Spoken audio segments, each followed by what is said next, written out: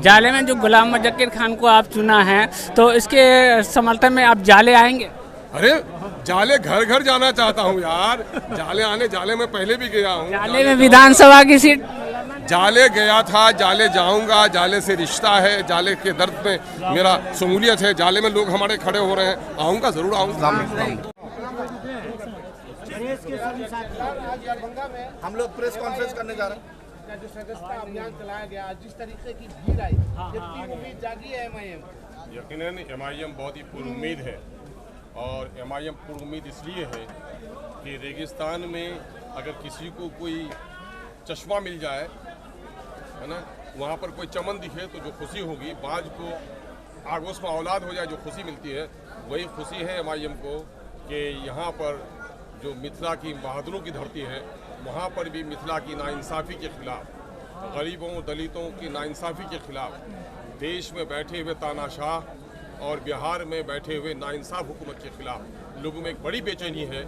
और इंसाफ की बात चूँकि एमआईएम करती है, इसलिए इन तमाम लोगों की उम्मीदें हमसे जुड़ी हैं, हम इनको साधुवाद। सर, आपने चुन लिया है मिथिला के लाल को, मोहम्मद कलाम को, जो ब्रांड नेता ही नहीं, ज़मीनी स्तर से काम करने वाला नेता है। ज़मीन पर काम करने वाले लोग ही एमआईएम में आते हैं, और एमआईएम ऐसे ही लोगों को गले लगाती है। तो इसलिए समझिए कि वो कीमती हीरा था जिसको एमआईएम ने चुन लिया। सर, असदुद्दीन ओवैसी साहब चाहे एसपी मीडिया के स्टूडियो में हो, चाहे सड़कों में हो, चाहे सदन में हो, डेटा पे बात करते हैं और सरकार को घेरने की बात करते हैं और नाइंसाफियों की बात करते हैं, चाहे किसी के साथ हो। बावजूद उसके असदुद्दीन ओवैसी साहब को बीजेपी का बी टीम कहा जाता है। इसके पीछे राजनीति क्या है? देखिए, जिन लोगों ने मुसलमानों के वोटों को रखेल बना के रखा, आज वही लोग चाहते हैं कि असदुद्दीन ओवैसी साहब की पार्टी आगे नहीं बढ़े। जो लोग इंसाफ पसंद लोग हैं, वो चाहते हैं कि पार्टी आगे बढ़े। ये चाहते हैं कि मुसलमानों को कहाड़ बना के रखें, डोली पर बैठने नहीं दें, तो उनका ज़माना गया है। और ये बात कौन लोग करते हैं? जिन लोगों ने मुसलमानों का वोट लिया और मुसलमानों का शोषण किया। इसलिए हम कहते हैं कि प्रेस के माध्यम से भी कोई माई का लाल है तो साबित कर दे। गली कूचों में बोलने वालों की परवाह मत कीजिए। बुजुर्गों ने कहा, हाथी चले बाजार, कुत्ता भूखे हजार। जो नज़ारा अभी एडिटोरियल में देखा जा रहा है, चाहे वो दलित के आदमी हो, भुइयार हो, बावन हो, मुसलमान हो, सिख हो, ईसाई हो, सभी सबका दम घटा हुआ है। जो इनसे क्या, यही तो एमआईएम का पैगाम है। एमआईएम इस मिथिला के संदेश को पूरी दुनिया में लेके जाएंगे। हमारे यहाँ पहले से भी लोग जुड़े हुए हैं। मिथिला के लोगों का हम शुक्रगुजार हैं कि उसने उस चिराग की रोशनी को और बढ़ाया है। हम साधुवाद देते हैं जो विभिन्न जाति और समुदाय के लोग आए हैं। मैं इनको साधुवाद देता हूं कि आओ सब मिलकर के बिहार के अंदर में जो विषमता है, गरीबी और अमीरी में जो दूरी है, क्षेत्र के विकास में जो लोगों ने मनमानापन किया है, उसके खिलाफ मिलकर ही लड़ना पड़ेगा। ये देश एक कश्ती की तरह है। कश्ती का मल्लाह अगर बेईमान हो जाए, नशे में हो, तो उससे पतवार छीनना सबकी जिम्मेदारी है। आइए हम मिलकर के इस बिहार की विसंगति के खिलाफ लड़ने के लिए एक दूसरे के बाजू से बाजू मिलाए। क्या एमआईएम पार्टी सीमांचल की तरह मिथिलांचल में भी आने वाले चुनावों में अपना स्टैंड? आपको पता नहीं है कि सीमांचल की तरह मिथिलांचल में नहीं, सीमांचल की तरह मिथिलांचल में भी हमारा कैंडिडेट खड़ा हुआ था, और हमारा कैंडिडेट खड़ा हुआ था मगध में भी, हमारा कैंडिडेट हुआ था आंध्र प्रदेश में भी।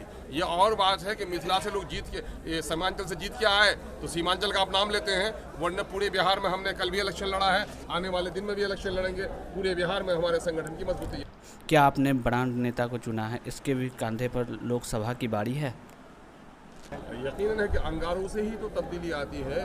चिराग जलने ही से तो रोशनी आएगी। अंधेरों को दूर करने के लिए चिराग जलाना जरूरी है। एक रोशन चिराग पार्टी के हाथ में आया है, तो मैं समझता हूँ इस अंधेरेपन को दूर करें। क्या अख्तरुल इमान का लगातार मिथिला में दौड़ा अब होगा? अरे आते जाते मिथिला यार, आते जाते पटने से किशनगंज तो मिथिला, 2024 से पटना तो मिथिला, आता जाता रहता हूँ। मिथिला के लोगों का आदर और सम्मान करता हूँ।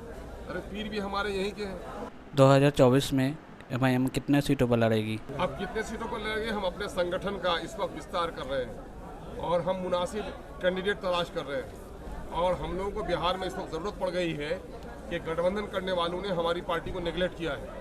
अब तीसरा गठबंधन बढ़ाना हमारी मजबूरी हो गई है। और हम कहते हैं देश के और राज्य के उन बुद्धिजीवियों को, उन सेकुलर लीडरों को, मिली तंजीमों के सरबराहों को कि हम सेकुलर वोट को बांटने नहीं देना चाहते, लेकिन इन लोगों को जिद है कि ये लोग गठबंधन बनाएंगे, मुस्लिम मुक्त गठबंधन बनाएंगे।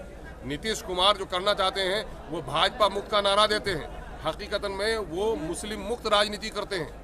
इसलिए जब हम लोगों को छोड़ दिया है उसने, तो हमारे ये जिम्मेदारी होती है कि हम अपनी कोई राह निकालें और तीसरा गठबंधन बनाने की कोशिश करें, और उसी के आलोक में हम अगला फैसला करेंगे। 2020 के विधानसभा इलेक्शन में जोकीहाट के मुतालिक ये बात निकल करके आ रही है कि जोकीहाट में जो है हेराफेरी हुआ था और आपने उस सीट को बेचा था 1 करोड़ रुपए में।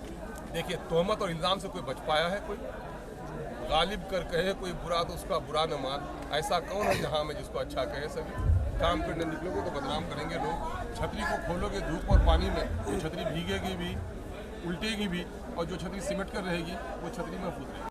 आपको जो गठबंधन में नहीं रखा है एम पार्टी को, आपको दर्द है या अफसोस है? नहीं, तो कोई अफसोस नहीं, क्योंकि हमारे वसूल से उनको खतरा है। हम सबों के बराबरी की बात करते हैं, हम न्याय की बात करते हैं, और वो न्याय पर नहीं चलना चाहते हैं। उनका निजी स्वार्थ है, हमारा जन स्वार्थ है। जन स्वार्थ और निजी स्वार्थ में टकराव होगा, इसलिए हम आते हैं। हमारे मंत्रालय हमारा मुतालबा नहीं है, हमारे लीडर चुन के आए, कभी मंत्री का देखा आपने? हमारे साथ साथ लोग चुन के आए, कभी मंत्री को की ख्वाहिश देखी? हम तो जन आंदोलन के लोग हैं और जन जन को इंसाफ पहुंचाने की बात करते हैं। लेकिन कुछ लोग घर घराने खानदान अपनी जाति अपने क्षेत्र में सिमट गए हैं, ऐसे लोगों को परेशानी हो रही है हमसे। क्या 3 फरवरी की कोई तैयारी है? यकीनन, आपको तो कहा, अरे राहें निकालता है, हादसा ही राहों को जन्म देता है, और जब ये लोग नहीं किए हैं तो बहुत सारे सबूत से भी हम लोग की बात चल रही है। देखिएगा करीब आपके सामने में आएगी कोई तस्वीर। सर, सीमांचल में बहुत सारे मुद्दे हैं। मिथिला के साथ नाइंसाफी हुई है, और दरभंगा आज़ादी के वक्त जिस जगह पे था वो पटना से कहीं कम नहीं था, लेकिन आज इसका शोषण और दोहन हुआ है। इसलिए मिथिला के लोगों को उठ खड़ा होना चाहिए। मैं साधुवाद देता हूं उन लोगों को जो लोग मिथिला के लिए आंदोलन चला रहे हैं और नाइंसाफी के खिलाफ लड़ रहे हैं। जाले में जो गुलाम मुजक्किर खान को आप चुना है, तो इसके समर्थन में आप जाले आएंगे? अरे जाले घर घर जाना चाहता हूँ यार, जाले में पहले भी गया हूँ। जाले में विधानसभा की सीट? जाले गया था, जाले जाऊंगा, जाले से रिश्ता है, जाले के दर्द में मेरा शमूलियत है, जाले में लोग हमारे खड़े हो रहे हैं, आऊँगा, ज़रूर आऊँगा।